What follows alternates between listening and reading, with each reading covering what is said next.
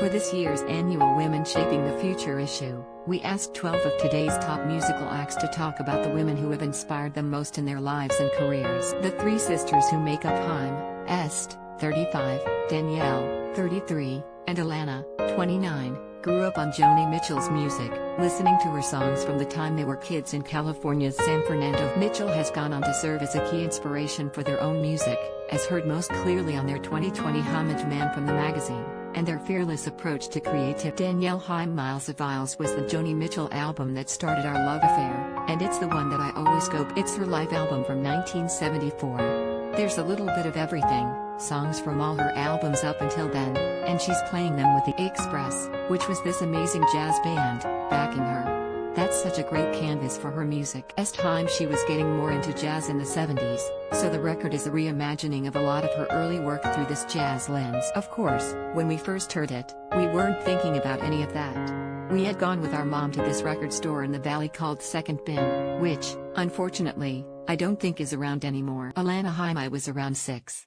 That was pretty much the only CD that was in our mom's car. I don't think she knew how to change the CD, so every time she turned on the car, and because I was so young, and because my mom knew all the songs and would sing every word, I thought my mom was Joni Mitchell at one point. She knew every single run and every single melody on that record. It was the most inspiring thing.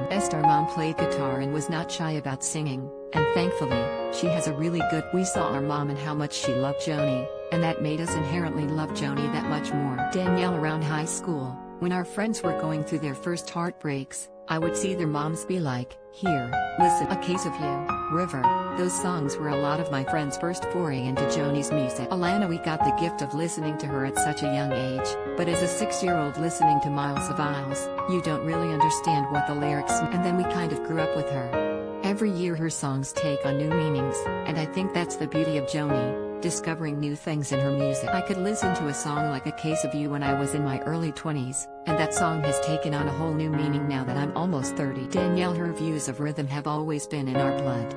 I remember seeing an interview where she said she was trying to step away from trying to cram a bunch of words into a phrase, but that's something about her songwriting that I love, because it's so percussive and rhythmic. Alana I re-listened to Miles of Isles just to get back into the zone recently, and that version of Carrie brought me to a different. The actual studio recording is incredible, but the version on Miles of Isles is even more so. Danielle, my favorite album of hers might be Hajira.